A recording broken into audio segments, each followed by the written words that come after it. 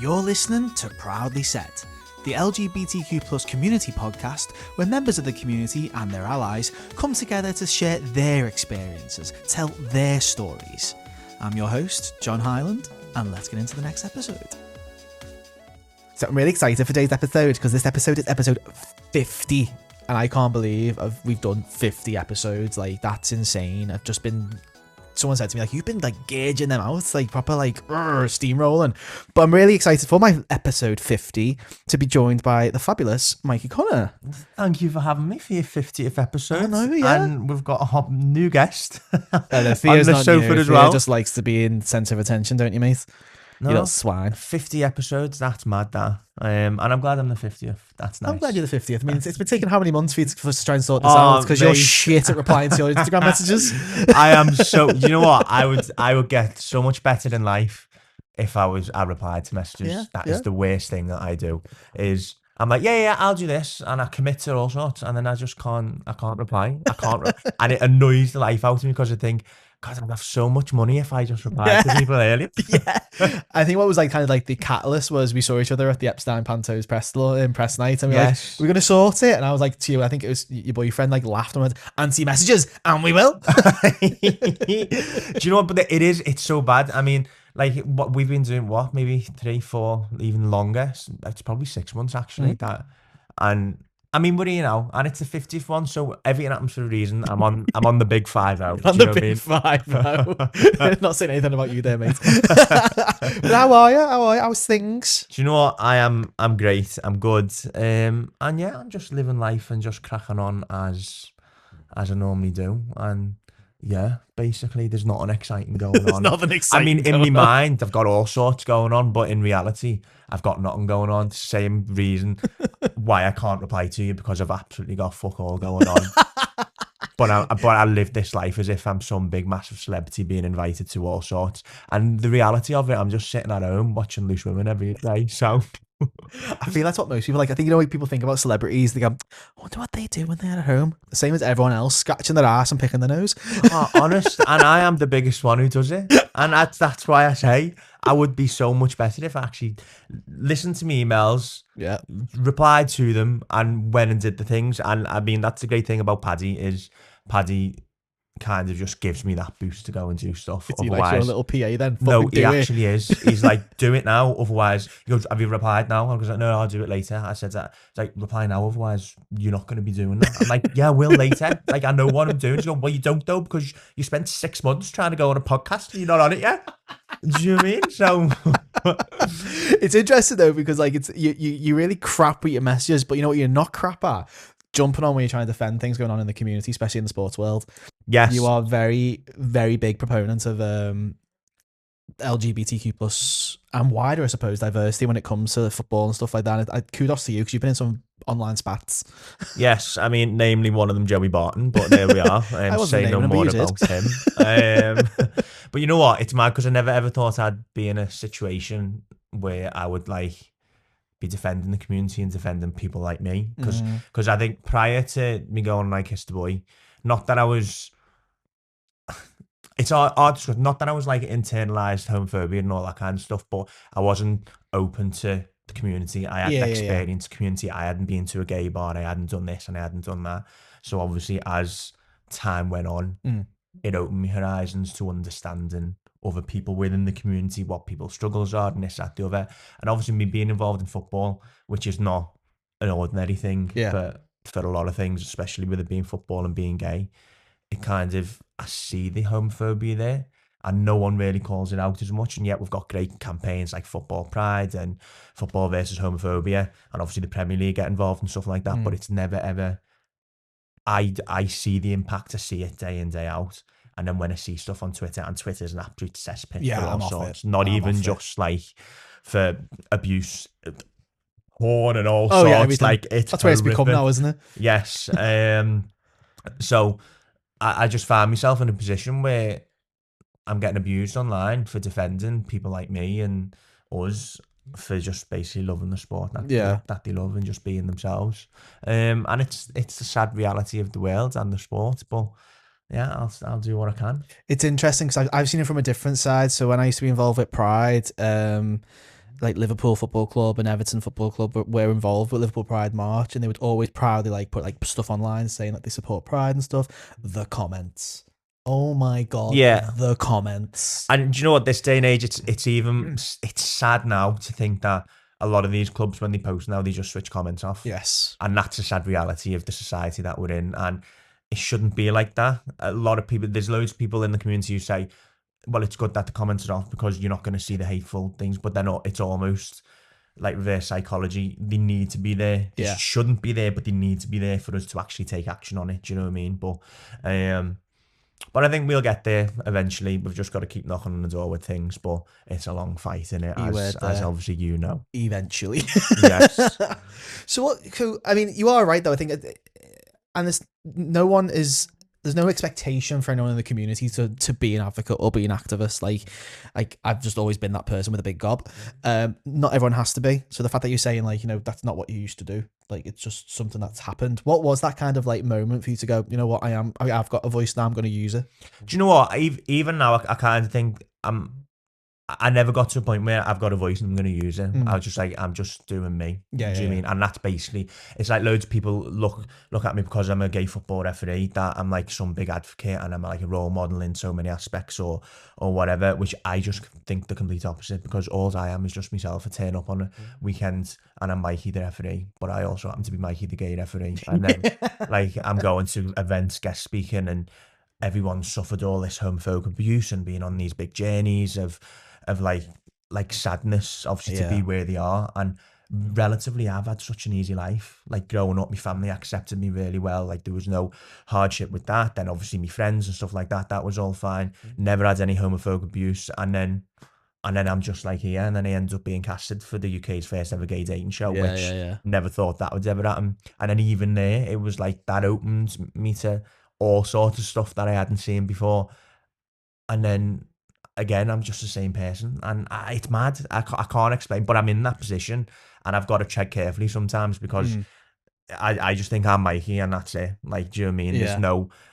Yes, in my mind, I probably think I'm up here somewhere, but I'm the same as everybody else. Do you know what I mean? And I just have a platform. Yeah, and that's probably the nicest way to look at it, though. It's like, yeah, I am still me. I'm not going to change the way I behave. Just all of a sudden, well, maybe a little bit more. What's that like? What's that Spider-Man quote? With great power comes great responsibility. You got a platform, so do you know what? And having a platform's great because it opens to so many opportunities in so many different ways.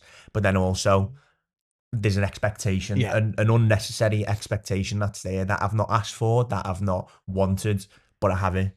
So I'm some would argue that you did because you went on a reality dating show. Yes, but if Danny Minogue wanted me in Italy, Danny Minogue wanted me in Italy. I'm not going to turn that down. Exactly, I'm not going to turn that down.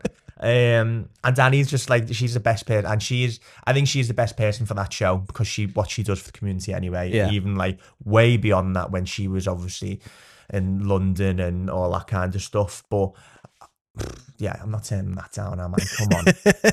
So what was that experience like then? Because I suppose you could say like you were just Mikey and you're still just Mikey.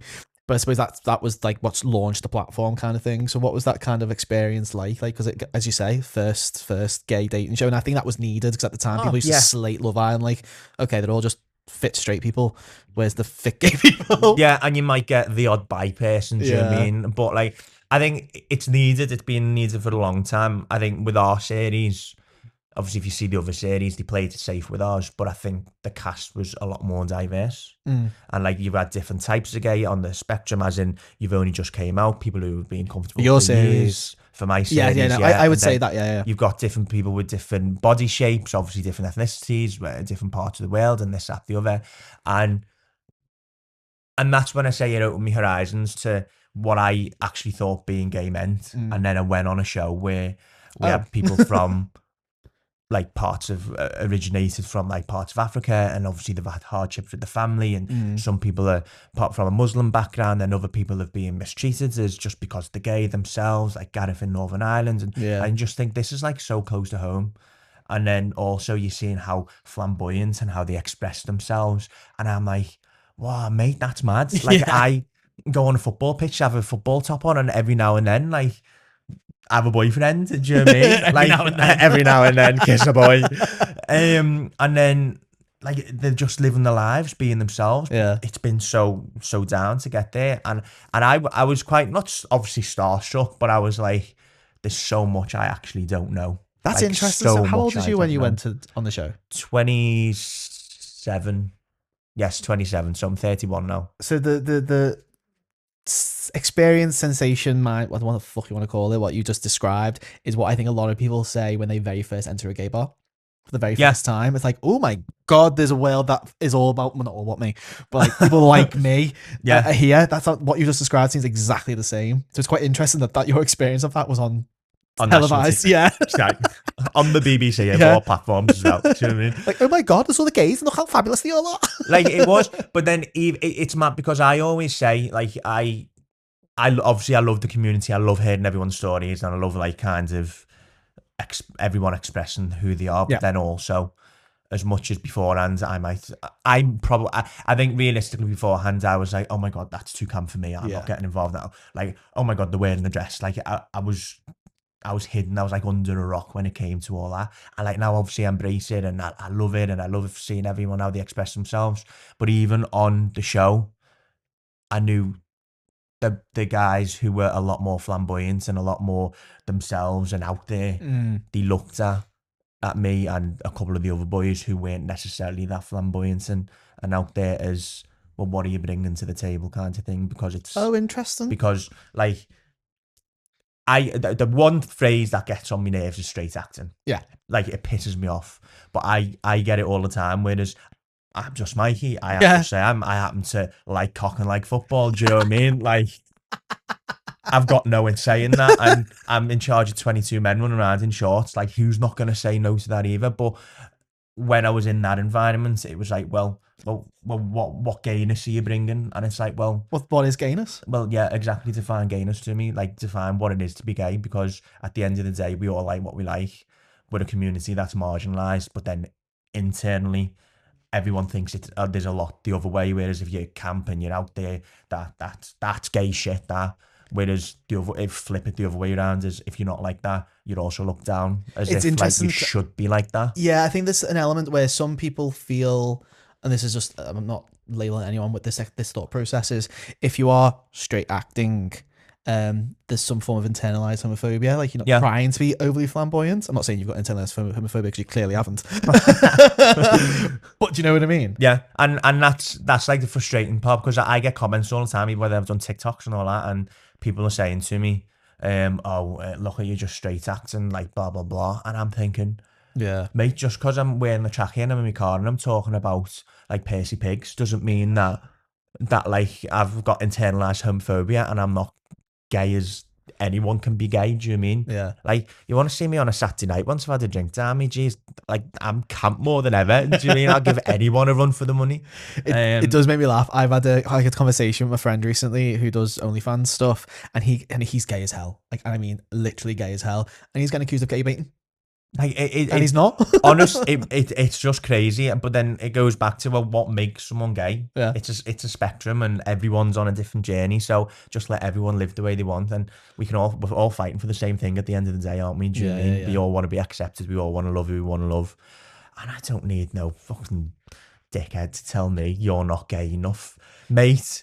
Under the sheets, I'm very gay. Yeah, just ask me, fella. Yeah, you're all grand. Like, people comment, oh, you must be gay. I'm like, well, yeah, I've got a boyfriend. He's the part in this video. Do you know what I mean? But yeah, you just crack on, don't you? But on that point, then, I suppose in the sports world, how have you found that, particularly since coming out publicly, very publicly? Have you seen a difference in, take away the social media side of things, but like, you know, in general, like, you on the pitch or you in the changing rooms? Do you know what I mean? Giving someone a yellow card, just don't get the name. Do you know what I mean? No, but like, do you know what, I say this a lot, like, I am myself in both worlds, but also when I go to football, you're living in two different worlds, although I am still being myself, because I turn up on a Saturday or Sunday, whenever I'm refereeing, I'm Mikey the referee. Yeah. Whereas outside that, I'm Mikey the gay referee, do you know what I mean? But in football, I'm just myself. So there's no expectation of sexuality in this, that, the other, but there's that many colleagues, as in other referees in the football pyramid, who are gay or who are bi. And obviously when I was on the show and stuff like that, when that was out, loads of people were like, where the BBC fans and a gay referee from to be on a gay TV show? Where the hell have they found that? So loads of people were then messaging me about, oh my God, it's great what you've done. It's great talking about your experience and blah, blah, blah. I'm also gay, but I've not got the courage to come out because football is so in the dark ages and it's so stereotypical, and there's so many stereotypes that haven't moved on from men who are like, like these kinds of men. And it's just like, well, just keep knocking on the door, but it's not necessarily a safe environment to come out. So it's not a conversation when I'm on the pitch that, don't do that because I'm gay, that'll offend me. It's getting a nice balance of understanding football's not where it's meant to be or where it should be, but it is slowly getting there. But it's getting that balance of 6-7. No, 6-7. I had enough of that during Panto season. Thank you very much. But it's getting a nice balance of understanding football, but also understanding your own safety and your own sexuality as well. So just on that, and I'm conscious that I don't want this entire episode to be about football, because I'll be like, I don't know what we're talking about. Yes, gathered that. For the listeners, I flipped the bird at Mikey then. I find this really interesting. There's always, social media rumours about there's going to be a bunch of Premier League superstars who are going to come out, blah, blah, blah, blah, blah. Irrelevance if there's any credence in that, but do you think that is fueling a fire or making things worse or making things better? Or just let them, if they want to, they will. If they will, they won't. Well, that's it. It fuels the fire. 100% fuels the fire, and then it fuels the fire for other people to be like, well, we don't need that shit in football. It doesn't matter who your sexuality is, blah blah blah. What your sexuality is, rather. But no, it doesn't matter. Shouldn't matter. But you see it daily when you go to the football matches. You see homophobic slurs and stuff like that, and you just think, you're a grown-ass man who you say sexuality doesn't matter. I don't care who I'm sitting to when I go to a football match. I could be sitting next to Bill and Ben, and they've got 6 wives at home, a side piece, and 27 kids. I'm not bothered. Because you don't know, do you care? And they'll say, well, they're not bothered. They don't care what I am and if I've got boyfriends or not. But the first thing they will do when they're shouting at a football player is a homophobic slur. So it's their mentality, the first thing is to, because being straight is a bit more there's a word I'm thinking of and I can't think of it, and I'm looking at your PlayStation thinking I'm going to get some help from the PlayStation, and I'm really not. It's a football scene, there's this big masculine thing, and but to be more superior, it's masculine. to be more superior than straight than you are gay, and it doesn't work like that, and it's a sad reality of football, but there we are. Yeah. Do you know what I mean? Yeah, I get you. I'll still wear pink to make the boys ring in my football top. Yeah, he's repping on purpose. Yeah. Then I asked him what colour he wants. It's got to be blue. Got to be blue. Blue's my favourite colour with my pink t-shirts. But blue is my favourite colour. Love blue. Why? Well, I'm an Everton fan as well, aren't I? So obviously getting the football back in there, lads. But yeah, I love blue. And yeah, I can't give you a reason. I just love. I was checking your eye colour. Oh no, green. I've got green eyes. No, that wasn't me ooh, no, I just wanted to see if they matched. I was like, hey, got something on my face. Yeah, plenty. So I actually very first met you at Liverpool's In Club, which is its LGBTQ plus diverse networking event, and you gave a talk, which it did make me laugh because you said you wrote a speech and then I didn't actually look at it the entire time. No, again, me preparation is key. Never works for me. Just turn up and talk. But you were very open about your experiences having testicular cancer. Yes. And I don't want to sing the song, but you have had to have stuff that happened downstairs. Yes. I didn't know how to say that in a nice way. Stuff happened downstairs. So how's that experience like? So when was you diagnosed with testicular cancer? So I mean, I was casting for I Kissed a Boy at the same time all this was going on.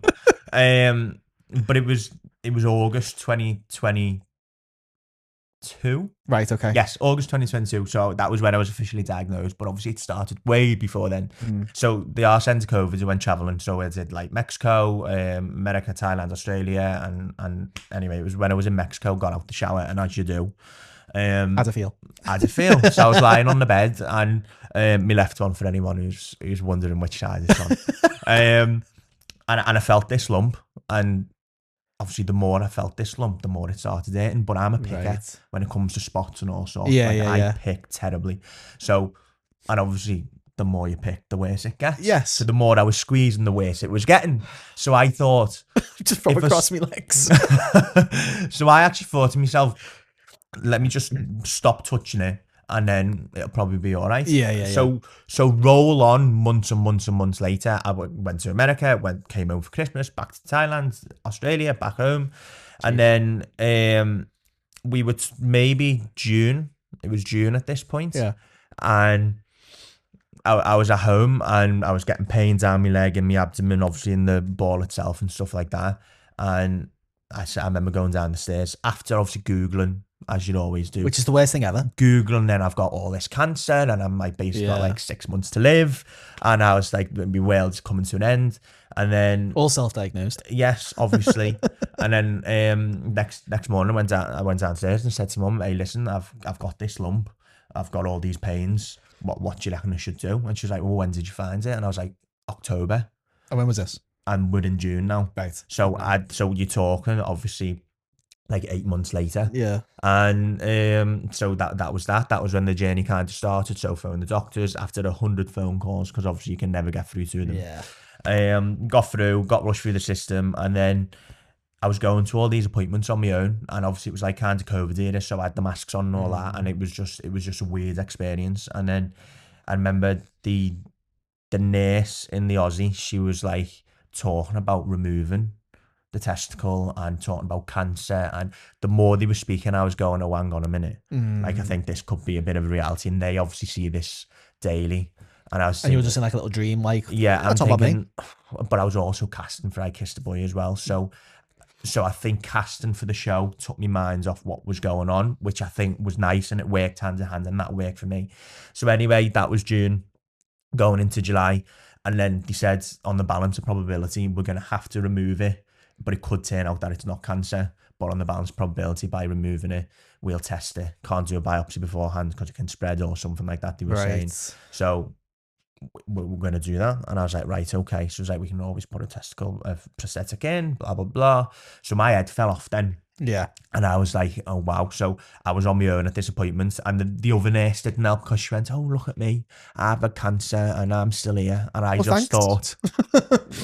thought, well, thanks for telling me. Yeah, good for that. Yeah. And then came home. My mum was doing the motherly things. Oh, it's not going to be that, don't be worrying. And then, but the nurse said, next time you come, bring somebody with you. So you knew everything was just pointing towards that. Anyway, that was that. 4th of August, went in for my operation. But stupidly, I watched the operation on YouTube the night before. Why? I don't know. I'm weird. Like there's things I shouldn't see, and I just go on my way to find them. So I watched the operation where you would think naturally they would go through the ball sack, and they don't. They go through here, and then they do the bits and bobs. So wow, okay. I watched the operation. So they cut here, they go in, he goes in with his finger, and then he spins round in the ball sack, and then basically it comes out. So the next morning, I was obviously in the theatre, well, like just before going in, and he's drawing on me, making sure it's the right side so they don't cut the wrong one off and all this kind of jazz. Wait, you're wearing all this? Make sure they don't cut the wrong one off. No, and I remember just looking at his fingers, and I was just going, they're going inside me. They are big fingers, and I was like, I know where they're going. And I was thinking, this isn't okay. And I was black and blue, and I swear it was his fingers why I was black and blue. No, but so anyway, I had the operation, but beforehand he was like, what size prosthetic do you want? Ask for even though they just took one out. It was like small, medium, or large. So I thought, well, you know what, I'm not going to be over the top. I'm not going to say, massive. Give me a massive prosthetic ball. Yeah, I was like, I'm not going to be too generous to say small. I said, just stick a medium in. I was like, yeah, fine, no worries. So when I came round, the first thing that I remember saying to the anaesthetist was, what size did he put in? And then he just went, so he had an option of 3, 7, 15, 21, 28 and 30. What? So they put the biggest in because it was symmetrical to the one they took out. And I'd like just come round and I went, you what? He put the big one in. Put the big one in. I was like, you're joking. And yeah, so yeah, that was that in a nutshell. And then obviously in a nutshell, you're having a fucking laugh. So then it was maybe 2 weeks later, 3 weeks later, because obviously they sent off the testicle for tests and that. And the doctor, just as blasé as you like, just swung back on his chair and was like, so we were testing for testicular cancer. It was testicular cancer. And my mum was like, well, what does that mean? For the next 5-10 years, do I need chemo? Do I need this? And I was just like, so can I go on the show? Can I fly to Italy next week? Can I go? Because it was about 10 days until I was meant to be going. And they were happy. They were like very early stages, blah, blah, blah, even though it had been like 9 months by the time I had it out. And then he ended up having chemo. So he had 1 shot of it, but they gave me a double dose. They were like, whatever's in your system, it'll just blast anything out. And actually having the chemo itself was all right up until a week later when it absolutely just floored me. Yeah. Absolutely floored me. I got rushed into Clatterbridge and I just collapsed, lost sight in this eye, arms and legs this side, couldn't feel them. And I was just in and out of consciousness. Just a sudden like... Yeah, because some levels of something had dropped that much where I was just in and out, and most things I can fight. You know, when you're sick or whatever, you go, I just need to get through this bit and I'll be all right. And I was just saying to the doctors, please inject me with something because give me the morphine. I was like, I cannot fight this. Yeah. Blood spraying out my arm and all sorts. But I survived, and I'm here. So to cut a long story short, the top and bottom of it, I've got a fake ball sponsored by Louis Vuitton, and it glows in the dark. Does it really? Fuck off. So obviously, as you know, with my social media stuff, I did a collab, but it wasn't the NHS; it was the private part of the NHS. Right. And part of it was like 20 grand, and part of it was obviously if I can talk about it and have it sponsored with Louis Vuitton, and it glows in the dark. That's hilarious. Yeah. I'm like, it doesn't really. Fuck off, you prick. You said that with such conviction. I'm like, really? Imagine me ball being Louis Vuitton. Like, me on the with the London Fashion Week walking down with me ball hanging out. Hey, fucking weird things about on the fucking London Fashion Week. Well done. But on a serious note, you know what? Like, this opportunity to talk to everyone who's listening to this. If you have got a lump or anything, just go and get it checked. I left it 9 months and I was very, very lucky, and it hadn't spread. It had invaded other parts of bits and bobs down there, but you know, it's like women checking the breast. It's equally important, and it's actually not spoken about enough. It's not. And you know what? I know I'm making a laugh and a joke about it now because I can do. Yeah. But if I had left it any longer, it could have been a completely different situation. And sometimes if that's what gets the message across as well, then yeah, you know what? You made a little joke about it, but it would have been fucking fatal. But I think you've got to, because loads of people were saying to me, "Oh my god, you've had cancer, you've had chemo, and like you're okay." And I'm like, well, yeah, I am okay, but I'm not going to sit around and mope about it, because at the end of the day, that probably gave me the time in my life, the way everything was, that gave me the kick up the arse to kind of say, yeah, to everything. I probably wouldn't have went on the show if it wasn't for that. I wouldn't have done X, Y, and Z if it wasn't for that. So, and I can't just say, yeah, you know what? Fuck it, let's do it. Yeah, it's give you like a forgive the phrase, a kick up the arse, basically. A YOLO moment type of thing. It's like, you know what? Fuck, I'm just going to do what I want to do. Yeah, as long as I reply to my emails, yes, I'm going to do it. Do you know what I mean? Full circle. Exactly. Yeah. Wait. So while this was happening, you said like 10 days later, you meant to be going like on the show and stuff like that. So were they aware of all this going on at the time, or did you keep that stump? No, so I kept the stump at first. So basically, it was very early on that, so I'd already started casting before that had happened. Yeah. And then I did like the Zoom, the telephone. Then it was a Zoom call, and then they were like, "Yeah, the producers love you. We come down to like not Media City, it was London, TV Central, whatever. I don't know, whatever it's called. Yeah, it's on BBC in London somewhere. That place. So I went down. And it was boss. Like the executive producer was there, the mental health people. I had the best time ever. And I was thinking, I had big cameras and all sorts. Like, obviously not like this, but like big, massive cameras. And I'm thinking, this is my setup, you little fucker. No, but I mean, like, it was full like TV setup, and I'm going, this is mad. This is like this is mad. This. Yeah. And then I went into the mental health. Gareth, he was the funniest person ever. He just doesn't give a fuck about anyone in the BBC, and he was just like, fuck them. You can do this. You can do that. Do whatever you want to do.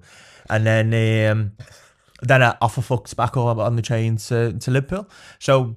Love that. So they were like, yeah, we're back in touch if X, Y, and Z. And like anything, I'm not going to go on that. Me on a TV show, let's be realistic. Come on. And Jemima, who casted me, so they wanted me back for something else. Yeah. So I was like, oh, great. I said, yeah, I've got something to tell you. So basically, I'm going in for an operation on the 4th. They think I might have cancer. Brilliant. And she was like, oh, right, okay, so what does that mean? I was like, well, they've said everything, it's just a quick chop and you're all right. And like, you live your life, you sound back to normal. I said, so by the time the show comes out in September, I'll be all right, you know, if I'm casted.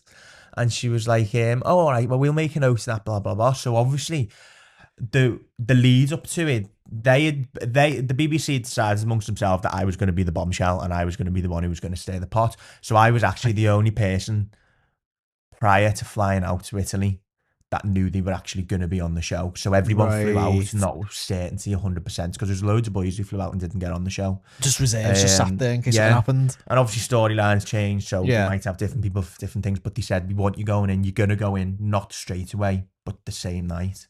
And basically stir the pot. Right. Okay. So I was like, so am I the bombshell? And they're like, well, we don't like to use that word because of Love Island. But yeah, I was like, oh, great. So they were like, the only thing we need is the all clear from the doctors and thing. Yeah, I was like, yeah, that's fine. That's no problems. So got the news that it was cancer. I was like, great. Well, not great, obviously, because that's not great news, is it? Let's be honest. But I knew what was going on. Yeah. But I needed to go and get that appointment, but it was meant to be whenever it was meant to be, but the BBC needed to know by the Wednesday, so whatever date the Wednesday was, and this was like the Friday before, so I was going in and it was the Wednesday, but it was the Wednesday, it was after the Wednesday, anyway, whenever it was, I'm here is Wednesday, whatever it was. There was a bit of a clash where basically when I was going to have my appointment, the BBC would have already gone in and wanted who they want. So I needed to get And also I felt like I was some big massive celebrity because it was like I'm going on it. I'm under an NDA and I can't tell anyone about it. So I was like, can I tell the hospital that I might be going on a TV show? Because then they might push it. I was like, can I? So anyway, I did. And I was like, listen, I'm meant to be going on a TV show, but they need to get the all clear. My appointment's on this date. They're going in the Wednesday, blah, blah, blah, blah, Wednesday. And so anyway, they moved the appointment and we was like, what we've done, we've switched everyone's appointments around. And I was like proper buzzing. So anyway, got the news. Yeah, it was cancelled. It was like, yeah, everything's fine. So I was like, can I go on the show? They was like, yeah, you can fly out. That's fine. That's no probs. So phones them and I was like, yeah, I can go. That's fine. Like, they're happy with me. I just need to get a note or whatever it was. So they're like, get that over to us. We're going in on the Wednesday. Because we're casting. I was like, yeah, it sounds. So anyway, they needed it by 5 o'clock because they were going in just after 5. I literally got it there, the letter at 5. Jeez. And then a couple of days later, they phoned me and it was like, well done. Yeah, it's not great news. Did the whole Simon Cowell thing. Did they really? And I was like, mate, I've just been told I've been cancer. I don't need this stress in my life. But they did the whole. They honestly did the whole. They was like, it's not great news. It's amazing news. Blah blah blah. And then I got proper dead emotional. And I felt like I'd won $1 million. Is this on the phone? Yeah, this was on the phone. And I'm sitting there like trying to move because like I'm all stitched up. And they were like, yeah, you're on the show. And I was like, yeah. I was like, I'll be fine. And they were like, yeah, so you're going to fly out on the 7th. And by this point, it was like the 28th, 29th of August. And they were like, yeah, you're flying out to Italy on the 7th. In a week. And I was like, oh my God. But then the show didn't start till about a week after because we had to quarantine for a week because obviously it was COVID. And then the Queen died and all that. So rest in peace, Liz. So obviously all that happened. And then yeah, I just went on the show and kissed a load of boys and caused a bit of havoc. And had good fun. Yes. Yeah. It's all fake as fuck, innit? Oh yeah, we all know it is, but like, still enjoy yourself. You know what? Like, you can see when you watch Love Island how Love Island's proper produced. Yeah, like overly produced. There weren't much of it with ours, really. Because you were the first. You were the experiment. Yeah, and the stories obviously naturally flow, and so there's loads of people who had like intense stories. I obviously had my cancer story, blah blah blah. But like some of the boys were just they claim they were there for true love. Absolute bollocks. Who goes on these things for genuine true love? Like, I mean, not that I obviously went on for genuine true love, but I kind of was like, oh, you know what, fuck it, yeah, let's just do it, and whatever happens. If something happens, fine, but no one's going on those things for it. I went on and fucking kissed everyone, do you know what I mean? And I was like, I'm actually just being myself. These stories have just played out the way they played out, and then afterwards, like fucking Dan and Ollie, that whole story was just fake as fuck, because I've spoke to Ollie and he'll agree with me on certain things, but that was never a true relationship. And the fact that Dan went on Danny Beard's podcast and was like, yeah, everyone just was out for themselves. Me and Ollie were the only true ones. This, that, the other. I was like, hang on, I was proper into you at the time. I was like, and you were proper into me. You were kissing me the same morning that you fucking kicked me out the villa. I was like, so who's the fake and phony one now? But I don't get on with Dan because of other reasons anyway, because when he was liking posts on Twitter with that Dan Brocklehurst person and all that. And he was like, well, what about it? And I was like, well, first of all, I'm not evil. And second of all, that Trisha on Big Brother, I called it out from the minute she went on it. And she turned out to be everything even worse than what I thought. I just thought she was a bitch. But she turns out that she was a lot more than a bitch. Yeah. But no, I've loved it, and I've loved everything since. And it's great. Do you know what I mean? You know what? It's like, I didn't realise it was such a short space of time that all this has happened. Oh, yeah. What do you mean? Like, it's been, like, it's what, 4 years? And everything we've talked about in the last half an hour. Oh, yeah. The case of like 4 years. 4 years, which is insane. So, yeah, so it was 2022 that we filmed it. It didn't come out till 2023. And then, obviously, everything just gone on from there. And you know what? Like, I can always look back and think, the decisions you make on the show, should have done this, should have done that. But you know what? I live by everything that I did on that show, and I live off everything I've done since. And I loved it. The opportunities that it's given me, like the podcasts I've been on. Obviously, I'm on with you today and all that kind of stuff, you know. But like being in a room where Shirley Bassey's looking at you and all that kind of, I think, Shirley Bassey set eyes on me and she looked at me and she winked at me like, who thinks? And I swear she looked at a PA and went, who's that lad over there? I thought, I'm going to be in the next Bond film here. Like, it's like one of them, like we were talking at the very start, like, yeah, I'm not that gay. Shirley Bassey. Do you know what I mean? Like, yeah. But, you know, everything I've done since, I'm so happy, I'm so privileged to have got that opportunity. But I also think what I said before, if I fucking replied to me emails, there'd be so much more. What I could have been doing, do you know what I mean? But take a kick up the ass, sort your house out. I can't do it. I just can't. But when I do, they don't reply back, and I think, yeah, it's because it's too long. Yeah, like I've got some woman at the minute who messaged me the collab to do with the Lotto. Fucking hell. And she replied with the lovely fee, and then I've replied asking for more, and she hasn't replied back. That's why. And I'm like, should have sucked the first off. Hun. But on that note, like, it's been, like, I obviously knew stuff about you, and we've caught up a couple of times, but it's just nice to have a sit down and a conversation about fucking everything. No, it is. Do you know what? And I think I always say a lot of people either understand me or they don't. They just think I'm that lad off that TV show, or they think, yeah, he's just that football referee, or that lad off TikTok, because obviously. And I'm actually all three. Yeah, I'm all three and much more. But like the TikTok and all that was always there before the show. If it weren't for the TikTok, I wouldn't got casted for the show.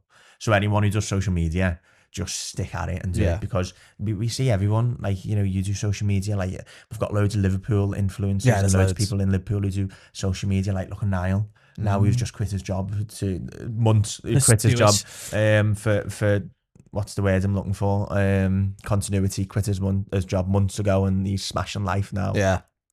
But you know, like, just go out and. I was wondering what you were on about then. It's like, yeah, because this goes out with Meg. Yeah, that's what I was saying. But you know, like, Go and do it, because at the end of the day, your life's too short to fucking do whatever you want to do. Hashtag yellow. Exactly, the opportunities you can get out of it. The stuff that I've done, I would think never in a million years. Like, I was with Peugeot in the south of France drinking rosé. Like, oh yeah, you done loads of the did I car think stuff. that was ever going to happen? No, it didn't. Being rumoured, Shirley Bassey being the Attitude Awards, Gaydio Awards. Like, I've done everything that I can possibly think of, much more. And I just think, you know what? I've done it. I haven't got a penny to piss in. That's not the word, is it? It is, yeah. Pot to piss in. I've got a penny to piss in. You just say. I've got a pot to piss in. But I've got a penny to my name, pot to piss in, and I've done more things that a lot of people do in their lifetime. Experiences, which a lot of people say, like, you haven't got the experience or memories. But I was going to say, like, what would be like your wise words to close off? I think you've just done it. Just fucking do it. It is. Do you know what it is? Just go and do it. Live. Always say yeah. If something doesn't feel right with your balls, go and get them checked. But you know what? Like, be you. Live what you want to do. Go and do everything that you can possibly do. Love that. And at the end of the day, we're all going to be in the same space in 50 years' time, aren't we? Hell. Dead. So if people want to find you online on all the different platforms that you mentioned, where can they find you? Oh yeah, find me on everything. So this everything. This well, look, it's got serious now. This is an appeal. So find me on TikTok at Mikey Connor, Instagram Mikey Connor 22, Twitter Mikey Connor 94. Why didn't they just have it all as one? Why the different 90s? Why all the 94 when I was born, 22 the day I was born? And just Mikey Connor. When I'm sticking December in, when I'm putting Mikey Connor 12 on something. But yeah, anything that's Mikey Connor followed by a number, so go follow me. And yeah, thanks. You crank. But no, thank you so much for joining me for episode 50, which is still insane to me. It's a special episode, and I appreciate it was yourself. No, thank you for having me. And make sure everyone to join the front row, which is Proudly Said membership scheme. It's less than £3 a month, depends on the conversion rate, because it's in fucking dollars. It's really irritating, but that's the platform I use to keep this conversation going, because LGBT conversations need to be had, like this one. Yeah. Keep talking. No, keep talking. Yeah. Keep talking. Keep going, knocking on the door. Because at the end of the day, we're not going to get where we want to get, are we? As in the community, unless you keep knocking on the door. And we're going to have them hardships, and we're going to be knocked down. But we've all got to keep fighting and keep going, haven't we? Exactly. On that note, check you next time. Thank you for listening to Proudly Said. If you enjoyed this episode and want to hear more, check out the rest of our episodes where you listen to your podcasts. If you want to support the podcast and keep this conversation going, consider joining The Front Row, our exclusive membership program for less than £3 a month, where you get exclusive access and so much more. Check out our website for more information, proudlysaid.co.uk.